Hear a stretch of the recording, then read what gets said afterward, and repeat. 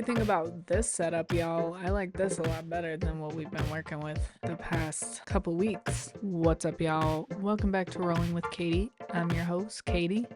Thank you for joining. Today we are talking about Euphoria Season 3, Episode 4, Kitty Loves to Dance, written and directed by Sam Levinson. To be so honest, I really was considering last night after watching this episode and all of today, I've been considering just like not covering this show anymore because it truly does not feel like the show that I and so many other people fell in love with. The biggest thing that's pissing me off this week is the music. It's so bad and annoying. It takes me out of the plot and what's happening on screen. It drives me absolutely fucking bonkers. The lack of Labyrinth music, I've said this already in this podcast, but like it is so apparent. And I think it would be apparent regardless of what they did. But the music now is just so different from what it used to be. And it's like this cathedral ass like opera music, really intense Beethoven style classical music, and it just doesn't really fit in my opinion. And I know that they're older and things are unfolding differently now, but holy shit, that was pissing me off so bad last night. On top of just, I'm like, I don't really like this show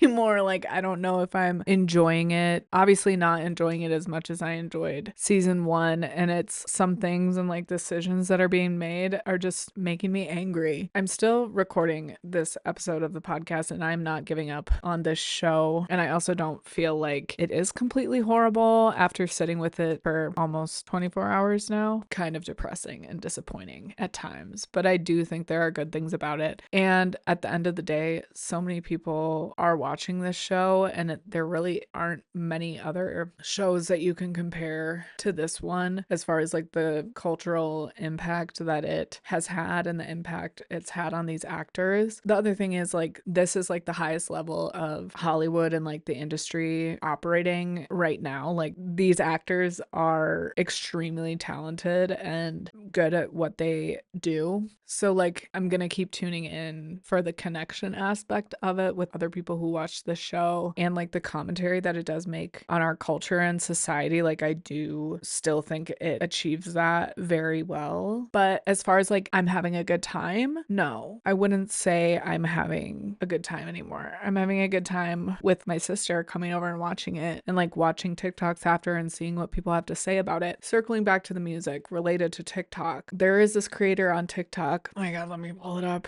Gotta shouts out.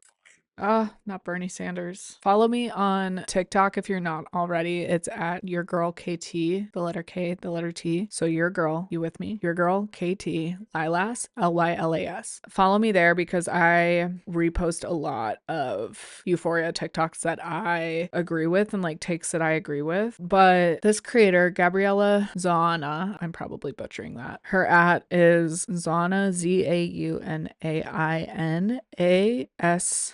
AUNA. Zana and Asana. That's awesome. Oh my god, she made one for Nate too. So looks like she's like a musician or a music producer. She made a song that sounds like Rue Bennett from Euphoria. This shit is like the type of thing that I wish was in the show now. This is so good. I'm gonna play it into the mic. I don't care. Watch the full TikTok for like her creative process and everything. It's so fucking dope.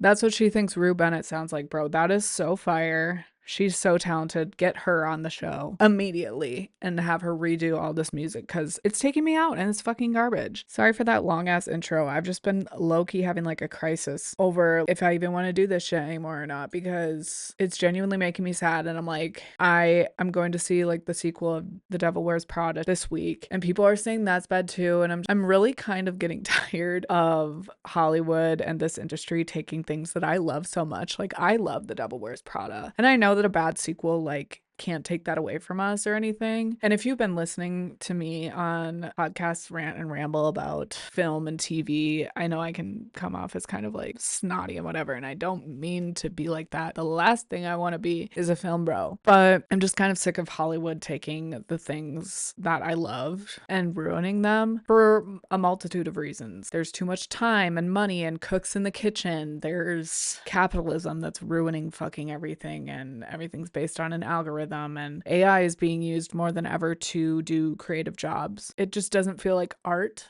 anymore. Sometimes it's kind of depressing to me when so many beautiful works of cinema or television or like acting or writing reaches a level of success. It just seems inevitable at this point that things that are really, really great get swept up then into this cog and machine of like capitalism and algorithm and bullshit, and it ends up being bad. The subsequent stuff, you know, whether it's a second, third season or a sequel or a remake, it's just a trend that I don't think I'll ever get behind. And it's hard to stay motivated as a filmmaker when that just seems to be the end result for so many things. Not everything. I started rewatching House of the Dragon with my girlfriend, who has never watched Game of Thrones or House of the Dragon, but she's a big fantasy girly. So we're getting into that. That shit has yet to be gone off the rails. I think the creators of Game of Thrones have some atonement to do.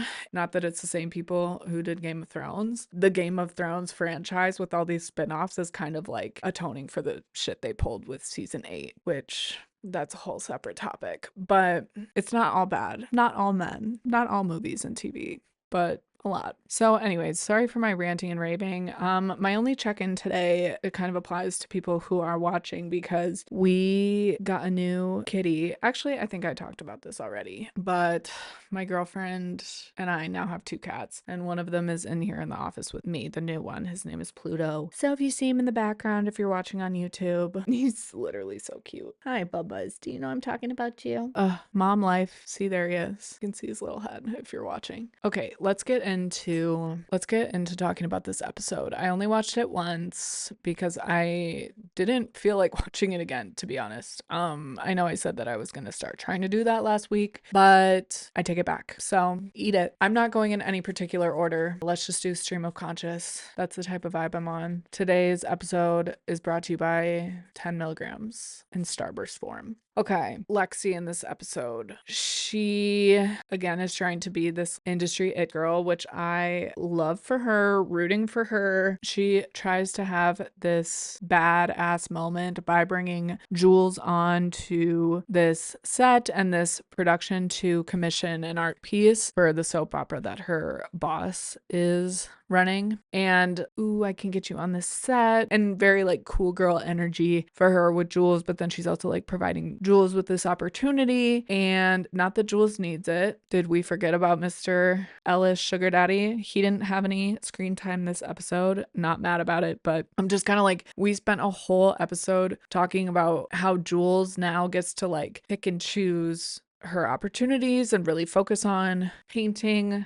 I mean, this does seem like a really cool opportunity, so I don't see her turning it down. Also, Lexi is sort of her friend, acquaintance, former classmate from high school. So I guess it makes sense that she's doing this. I'm just kind of like, why? Am I the only one that's like, what? This just seemed like a dumbass storyline for them to be doing with Jules in this episode. I was like, I'd rather see probably anything else in this, or to at least have it play out in a different way. I don't know, maybe they're trying to set something up between Lexi and Jules and a rift there potentially. I could see that being interesting with Jules and Rue's relationship, and if Lexi and Jules are kind of like beefing, that may be an interesting storyline to follow. We didn't see them interact a whole lot. Lexi was just like, okay, here this goes, bye. And then Jules does this painting. Lexi gives her no instructions. She just says like, paint a picnic based off of Sunday Afternoon, that one painting. Everybody knows that painting. The fucking picnic with old time people having like sun umbrellas and shit. And other than that, Lexi doesn't really give her any instruction, and Jules is like, okay, well, Lexi should know my work, like she brought me on. And she paints a typical thing that she would paint, an evocative piece that apparently contains 14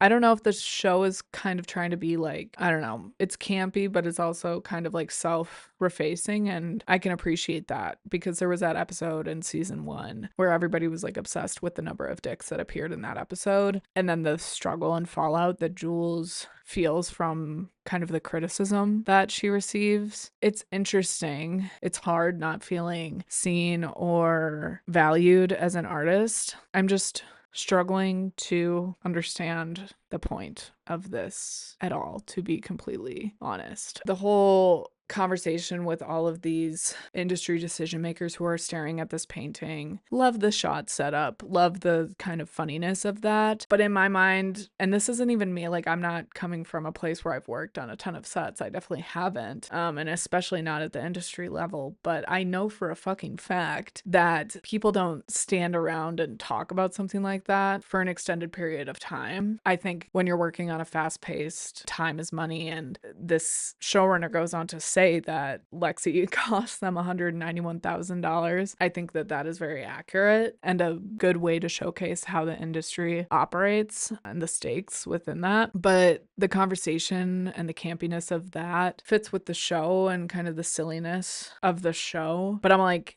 and people wouldn't talk and discuss something like that at length. They would just say, no, I hate it. Get somebody else to do it. Move on. We don't have time to like go back and forth with this. For Lexi to be like, oh, well, the artist is trans. And then for them to be like pussyfooting around it and not being direct with Jules, it seems to be commentating on kind of that stuff that they've been teasing with Lexi's character this whole season so far, of like fake liberalism or like being progressive at face value, but not actually having those values, and Hollywood and people in Los Angeles being so hyperfixated on how they're coming across and not wanting to get canceled. I am aware that that is a thing, and it's a funny thing to poke at. I do think it's a little overdone at this point. I was bored with the whole of it. It didn't feel like it gave me any extra information about Jules. I'm not exactly sure how she feels about any of that situation. We don't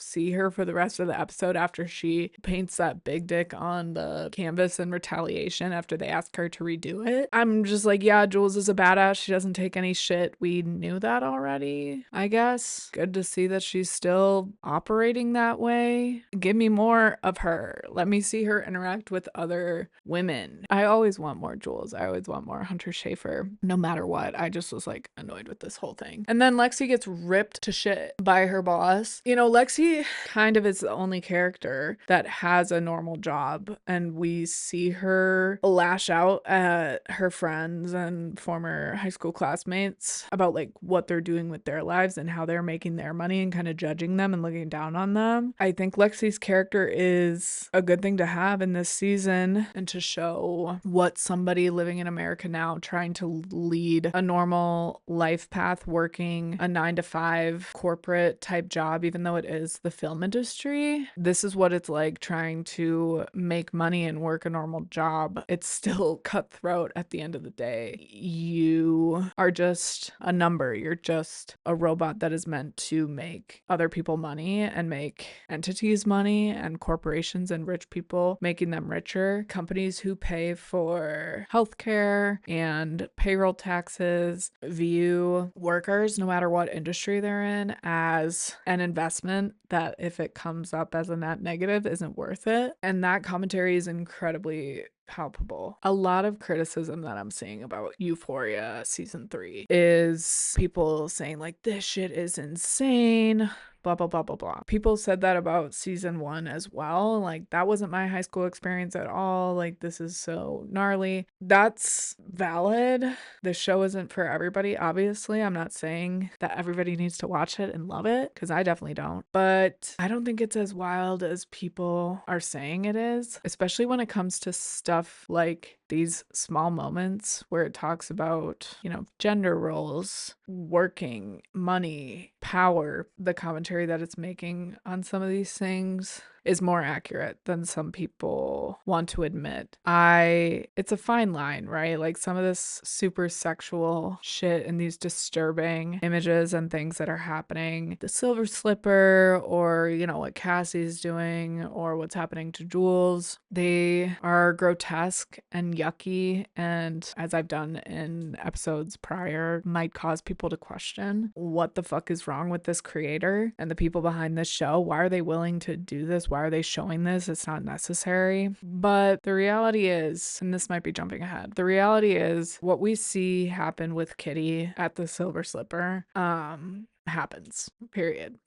And worse things happen at places like that. Places like that exist. Men like that exist and are more common than we think. This show doesn't shy away from uncomfortable realities. I think people had an issue with stuff that was being talked about in the first season, and these kids are in high school. First and second season, they're in high school. Just because you didn't do Molly and Percocet in high school doesn't mean other people weren't. I think drug use is more common than we think, and unfortunately becoming more common for people at young ages. The stuff about sending naked pictures in high school not being used as collateral for what we think love is, that was so real. And I would have to go back and listen to Michaela and I's episodes on the first season. I can't remember how much we talked about being able to relate to the show or not. That was so many years ago. That was in 2019 when we talked about the first season of Euphoria. I've rewatched it several times since then, and I've also reflected on it as a show, and it obviously is a dramatized version of reality in real life, but unfortunately a lot of things that season 1 spoke about, like people in high school sending naked pictures to each other, or just the way that boys and men and then girls and women interact, like the relationships between men and women in high school. The commentary that season 1 made on that in particular it kind of hits the nail on the head. And I think broadly overall in season 3, it's doing that same thing, just with people in their early to mid 20s and the reality and what that looks like now. Each of them are kind of living these individualized American experiences. Nate is really the only cis white man perspective that we get, and the rest are kind of different variations of a woman's experience. All of them are just plagued by dangerous men, pretty much, and men who take advantage of them or lie to them, and we get to see how each of them navigates that differently. With Nate, his problems stem more from himself. Not that the characters aren't, especially in this episode, really experiencing the consequences of their own actions. That kind of brings us naturally into Rue, who is experiencing the consequences kind of that has been building up for her since season 1. I think we can now clearly say that Rue is not using hard drugs the way that she did when she was younger. She says to the DEA agents that she used to be a drug addict and doesn't remember if she went to Mexico or not. So we know that this young adult version of Rue is kind of just running from the consequences of what she did when she was younger. Once again, this is the reality of the situation. As a viewer, is it jarring to be cutting back and forth between Rue being interrogated by the DEA and becoming a rat for them and putting herself in this extremely dangerous situation, cutting back and forth from that to then the way more normal-ish lives of the other characters? Yeah, it is kind of jarring. And I mentioned that last night when my sister and I were watching. I was just kind of like, it's kind of giving me whiplash a bit. I'm not gonna say that this isn't realistic. We all were wondering what the hell she was gonna do about that damn suitcase that her mom flushed in season 2. I had questions about the fallout of that relationship with her mom. Everything about that situation makes so much sense with what is playing out on screen right now. This shit has gotten so out of control and so bad, and it's kind of devastating because Rue is clean for the most part. She wants to go legit, as she said the last episode. she wants to get out of this life. I believe that she's a good kid, just like the DEA agent says when she starts to get emotional. He says, I can tell you're a good person and you know that what these people are doing is wrong. You're just in a bad situation. You know, I do think we see that with how she reacts to seeing what happens with Kitty. I'm not going to describe in detail. I'm not going to say directly what happened with Kitty's character in this episode. I'm just going to refer to it. Yeah, I don't know. Hope that's okay. That's just what I'm going to do. But I think we see that with her reaction to watching what happens to her and how she tries to talk to her in the bathroom. Obviously, she's recording that conversation and trying to get information to the DEA, which is in her own self-interests. However, what I believe and what keeps me watching this show is that Rue is a good person, and I want to see her somehow come out on the other side of this. I'm rooting for her still. At the end of the day, yeah, it's just sad that she's still dealing with these consequences, but at the end of the day, it makes sense. I wouldn't accept any other cop out of her getting out of the situation with that suitcase. Ever since she got involved with Lori's character in season 2, it's just all been downhill from there. So now she is a snitch. Now she is a rat. My heart is pumping. I would be peeing my pants being interrogated by these DEA people. And, you know, when they say we know the fentanyl you've trafficked has killed people, her having to come face to face with the reality of what she's been doing. Zendaya's performance is, as always, exceptional in delivering what Rue is going through when she is confronted with that. What a scary situation to be put into. I also feel like it should be illegal for the government, the DEA, to do this. I know logically it makes sense that somebody who is facing criminal charges is obviously going to take this opportunity, even if it does put their life at risk. I understand that that is an intriguing opportunity, but it could get them killed. It just doesn't seem ethical. It doesn't seem fair to be able to put somebody in that position, but obviously it is a win-win for both sides if all goes well. If all doesn't go well, it's a hard lose for one side and like not that big of a deal for the DEA. That's just a tough one for me personally. I don't know. People always say careful what you wish for, and Rue is very in her faith journey this season, although we don't hear much about that this episode. But I do think this whole stuff with the DEA is kind of God answering her prayers. Christians also love to say be careful what you pray for. If you ask to be more patient, God will put something in your path and make you more patient, whatever. So I do think that this is God answering her prayers in some way, or like the universe working out consequences, things just falling into place naturally. This could truly be her only way out of the shit she's in with Alamo and Lori. It's all gonna come to a head, I think, and I'm interested to see how it plays out. I hope our girl, you know, she's slick. I have the utmost confidence in her that she's gonna pull through and weasel her way out of this tricky situation and hopefully bring these people down, because at the end of the day, Alamo is sick and nasty, and he's running a sick and nasty institution, and he's a criminal and a bad person, and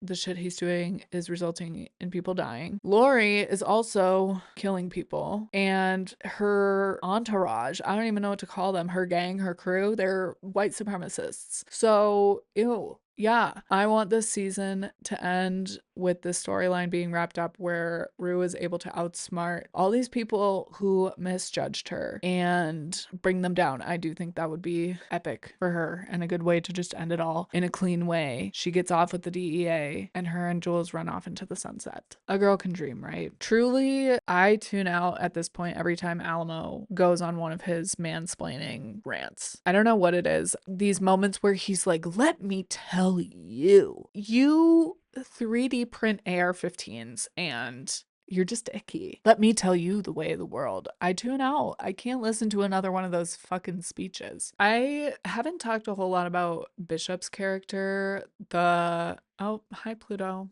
Okay. Yeah, love that. Okay. I am stubborn in general when it comes to new characters coming on a show. Really doesn't matter what the show is or who the character is unless they are super fucking cool and needed in the show, in my opinion, and makes sense to the plot. I fucking hate new characters. The only new character on the show of Euphoria that I can say I genuinely love and enjoy deeply is Faye. Me and Michaela both hated Elliot in season 2. So glad we haven't seen him at all in this season. I can't remember if Dominic Fike was attached to this season at all, but don't need him. Hate him. Little Star, 3-hour long song. We don't need another one of those. I don't love the character Bishop to begin with. I'm already prejudiced against him and new characters in general. I guess I like Lori and Alamo as kind of the villains. They're so out there. They take the show to a level that is scary. When you think who our villain was in season 1, Nate Jacobs, now we have these two people who, compared to Nate Jacobs, are very scary. Bishop, I want to like you, but I just feel like it's a film bro-y character that Sam Levinson is trying to rip off of Quentin Tarantino. I don't see him as this like cool character, but he's obviously like skeptical of Rue, and I think he could be a problem, and it looks like from the promo of the next episode that he's gonna be a problem. Just like Rosalia's character was in this episode for Rue. She was snitching on the snitch. The snitcher becomes the snitchy. What a crazy turn of events. I hate a girly like that. Why are you sucking up to these men who don't give a fuck about you, who would throw you under the bus, who would throw you in front of a bullet? Why are you trying to help them? Not a girl's girl. I don't love it. I do love her neck brace that eats. Again, it's sad that she immediately clocks Rue for being a spy, for asking Kitty if she's okay after what happens to her. It's sad that she can't see that maybe Rue's just being a girly LYLAS girly. But again, I think that's just the world that they're living in, and you can't trust anybody. Girl on girl crime, I cannot ever get behind. That's unfortunate. I was kind of hoping that Rue and Magic would have some sort of friendship. When I saw them huddling together in the promo for this episode, I thought maybe we were going to see some fun scenes with them being a dynamic duo somehow, but that's not how it played out, so was kind of disappointed about that. So this feud between Alamo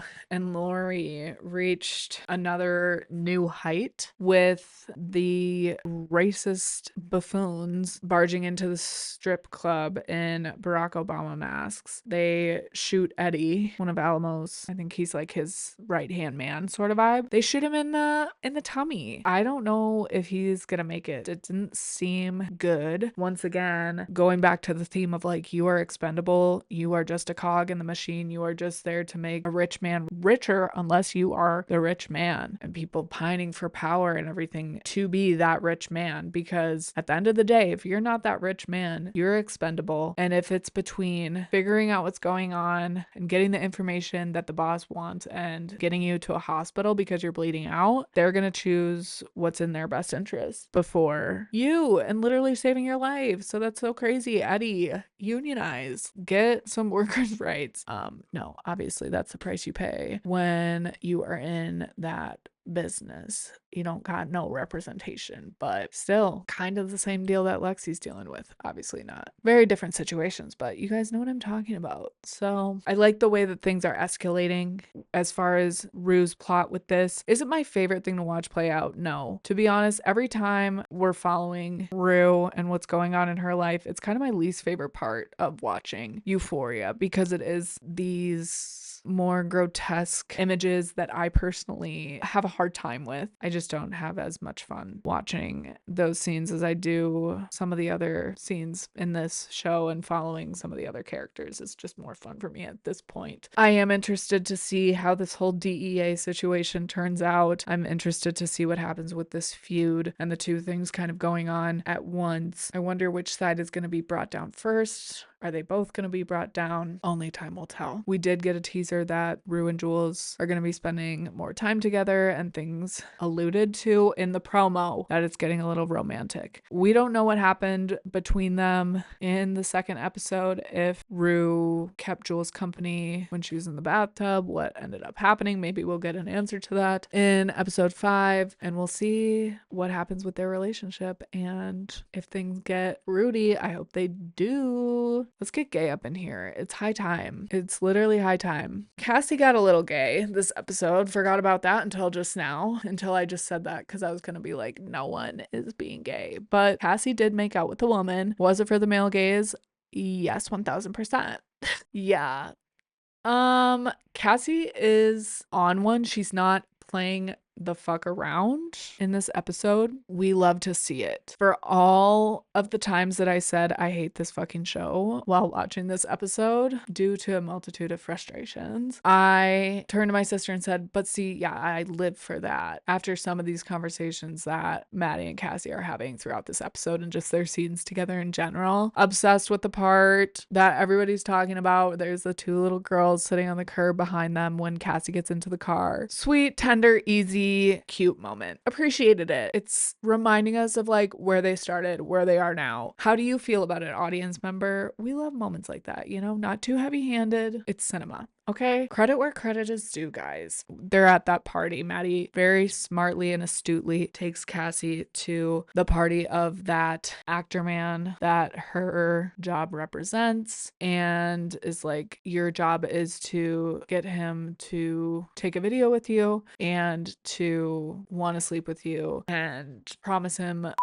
but not give it to him. And Cassie's like, I feel like we're going to war, because Maddie's like, don't trust these other girls. Loved that conversation. Thought it was so funny. Yes, it's camp, it's satirical, but it's palpable. It's of the time, and it truly shows the cutthroat game that is that world of social media and influence, and being an influencer, trying to become one. It's a certain type of reality that, again, I don't think a lot of people realize that it's a game, it's a strategy, and not anyone can do it, but it is kind of like that gold rush thing that Rue alluded to in one of the prior episodes. I forget which one. It's this new thing that everybody who is able to do it is able to make a lot of money. So it makes sense that the show is making commentary on it. So Cassie gets a makeover, is being mattified once again. She mattifies herself in high school to be more like something Nate would want, she thinks. Now, once again, Maddie is helping her, and Cassie is looking to Maddie for guidance in something completely different, but it is to be like more likable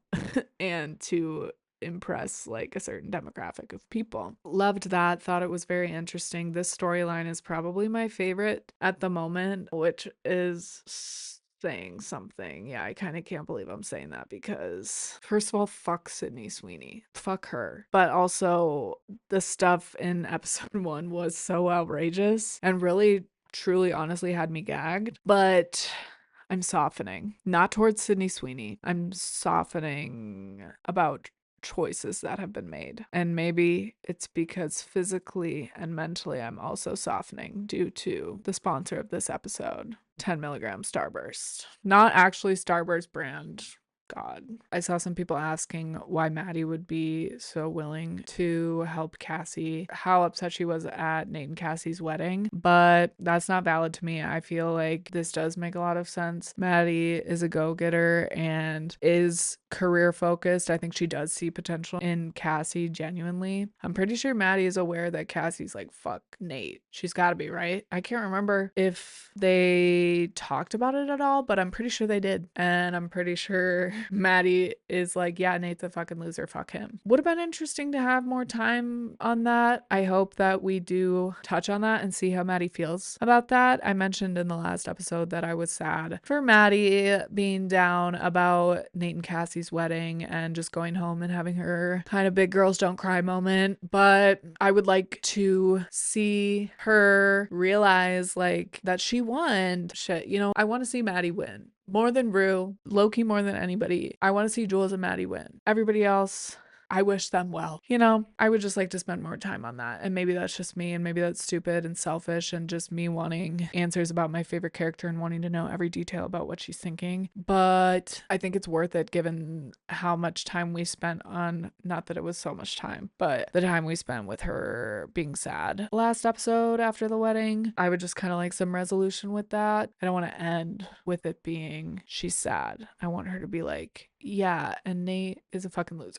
So Cassie pawned off her wedding ring. She's like, fully fucked this man a week after the wedding, which I don't blame her. That toe monologue, girl, that man is not only $1 million in debt and probably gay, he's also stupid. Which for me is the number one thing that I would be out on. We'll circle back. I feel like he's kind of an end of the episode person, just like Lexi's a beginning of the episode person. I don't have a whole lot to say about either of them, so I'm just gonna bookend this episode with those two. Keep talking about Cassie just for a second. At the end of the day, does this show paint Cassie as a dumb bimbo with some of her dialogue and actions? Yes, 1000%. But I also think she's kind of smart. She's not completely hopeless. There's some stuff going on up here because she's aware of what has to be done. She, since high school, has been a compulsive person. She seems to be acting very impulsively at the moment, pawning off her wedding ring, completely packing all her shit and moving in with Maddie, devoting all of her time to the influencer grind and trying to become one, and just completely leaving Nate. I don't know if this is like a week after their wedding, judging by how he's healed, maybe a couple weeks. She's not stupid. Did she think all that through? No, maybe not. But what else is she gonna do? I don't think she went to college. I don't know if that was mentioned. Not that a college degree guarantees you a job nowadays. Their situation is desperate as far as opportunities go for her. Raising that type of money aren't many other options. And from her perspective, it's either this works out and she has the choice and the control to either help Nate out, lend him the money, and then they start building this life together? Or is she gonna divorce his ass and he has to live with his consequences and she continues to rise? So I think for her, either way, it's like, yeah, this is a win-win. I like this choice for the character. I think a lot of people are like, holy shit, what's going on? Doing cocaine and all the stuff that she does in this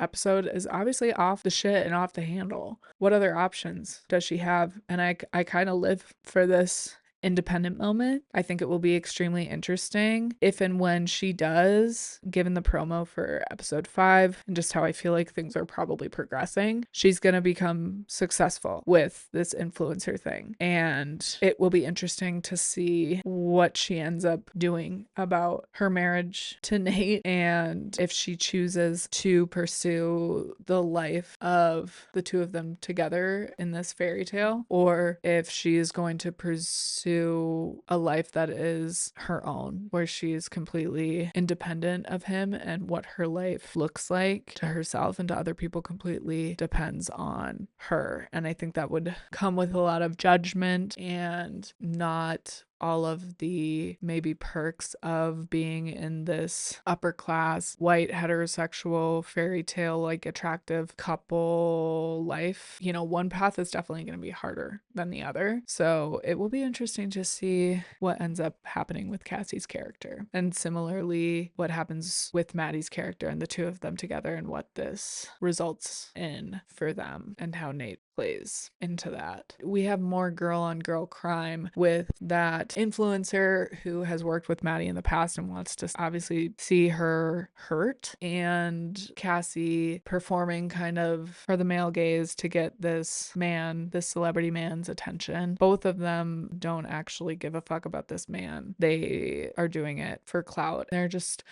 flippantly doing coke. The girl's like, it's my usual dealer. So I was kind of like, was something bad gonna happen? But she does get sick. The girlies are competing basically for this man. They're like side-eyeing each other while he's not looking. Cassie is behaving kind of wildly. Again, what she chooses to do with the cocaine, one just has to question what's going on this set. Like, it was a choice. I don't know. People are clutching their pearls over it. I also am clutching pearls just because I'm like, oh my god, it never ends. There's always someone doing some heinous shit on this show. I'm excited to see where that goes. Thank God Maddie came and got her out of there when she did. She's a real one, because she could have just fucking left her. But at the end of the day, girlies ride for each other. At least they ride for their friends. Can't say the same for that influencer girl. Hopefully she's okay. Good thing Maddie got her out of there. That's all I'm gonna say. I feel like I've talked about pretty much everything else. So let's end now with our man. The forever question. Is he a homo or no? Will we ever know? What we did get an answer on is the status of his toe. The toe is intact.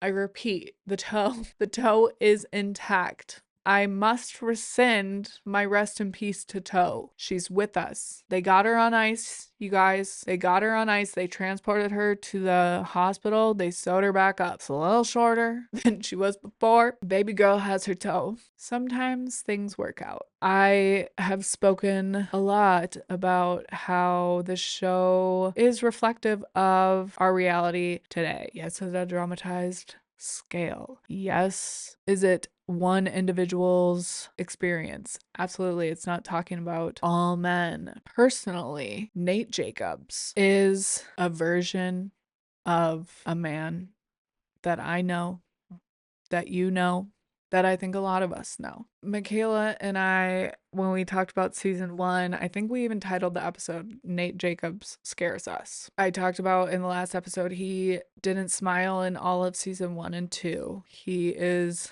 violent, abusive, emotionally manipulative, toxic, aggressive, mean, frightening, dangerous. And he never experiences any consequences. He never learns his lesson. Not really. Because we as a society don't do that. Instead, we give them handouts, and that's gonna make a lot of people mad. That's gonna make a lot of men upset. Not every man gets handouts. Things are very difficult for everyone economically today, opportunities wise. And I have heard and am aware that dating is also extremely difficult. These scary guys, not saying that they just suddenly don't become scary anymore or they aren't dangerous anymore, but the Nate Jacobs we see in season 3 in this episode in particular is a broken man, and he is tragic and embarrassing and dumb. He is talking out of his ass and thinks that he's being so profound when he just sounds completely dumb. And Cassie, who again has been portrayed as a bimbo many a time, which again I don't think she's actually stupid, but she is just like, you sound stupid. This doesn't make sense. Your toe isn't a metaphor to like pick yourself up by the bootstraps. The fairy tale is over. And she did say that. So maybe she is completely done with him, y'all. I don't know. But he just still is not living in reality. After he got his literal toe chopped off, after he got smacked the fuck down, curb stomped, still bruised, still on crutches, fully confident that he is gonna figure this out. That's what I'm talking about. Like, he's never been humbled. The reality is he's not scary because he has unlimited power. He's sad. He's embarrassing. He, I think, finally realizes that he is ruined and has lost all hope in the moment when he's denied at court, and just completely collapses and becomes this mess and is begging on his knees. Like, we have all waited for this moment. We've all waited to see this abuser on his knees begging for this panel of people to give him his life. Just give me my life. Give me what I'm entitled to. This doesn't happen to me. I don't lose. I don't get beat up. I don't owe somebody $1 million. This doesn't happen to me. And the reality is, this is merely the consequences of your own actions. This isn't the world being unfair to you. You have had an unfair advantage your entire life and have been led to believe that you are entitled to something that doesn't exist. The real world has consequences for men and anybody who lies, cheats, takes advantage of people, and furthermore, abuses people, doesn't treat people with respect. That hasn't always been the case. Historically, women have needed men for financial security and to be able to survive in this world. Our generation is kind of the first one that doesn't need that anymore. And now men feel like something has been taken from them and they're not able to realize that they were having DEI privileges for centuries. It hasn't been taken away. Women have accelerated past that to no longer need that anymore through so many centuries of struggle and persecution and hard work and fighting for what we have now. They feel entitled to something that doesn't exist. I think people are like, yo, what happened to Nate Jacobs? Like, why is he like this now? Seemingly kind of genuine, a little bit more developed. Definitely, we haven't seen him be super abusive.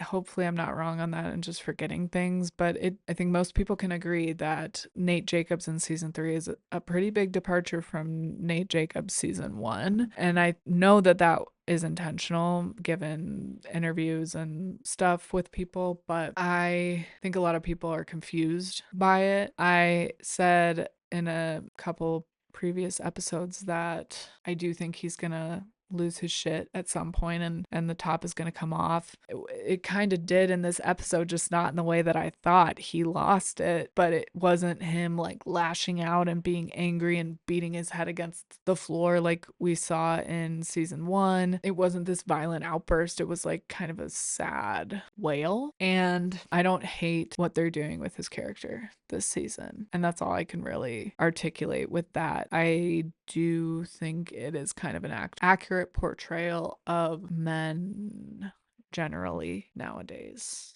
I really hope I didn't offend anybody with what I said there. A lot of people say I hate men, and I do. So I think I'm done with this episode. Thank you so much for listening. Subscribe to my YouTube channel. Follow Rolling with Katie on Spotify. All of my social media is in this description below of this episode. I will see y'all next week for Euphoria Season 3, Episode 5. Let's get it. LYLAS.